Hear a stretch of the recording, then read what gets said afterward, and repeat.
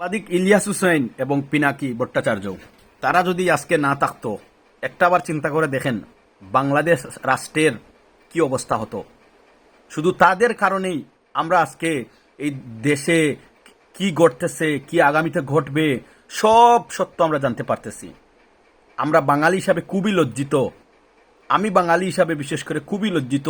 আমরা তাদেরকে সঠিক সম্মান দিতে পারতেছি না।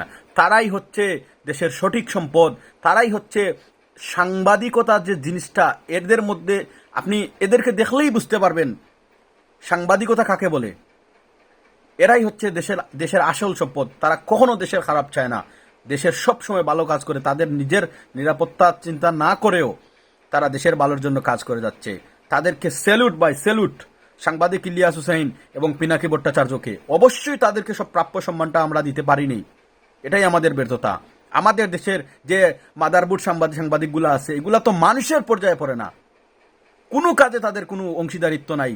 দেশ স্বাধীনের আগে তারা শুধু সরকারি দলের চামচাগিরি করছে, আর এখন আইয়া মানে এসে খুব ভালো শাস্তেছে, আমরা সব করে দিছি। এটা যখন হাসিনা ছিল তখন তো কারো কোনো ইয়ে ছিল না, অবদান ছিল না।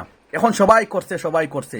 দুই একটা সাংবাদিক মিডিয়া পরে, একমাত্র যমুনা টিভি পরে, প্রতিটা মিডিয়া মাদারচুদ, সবটি চামচাগিরি করছে, দালালগিরি করছে।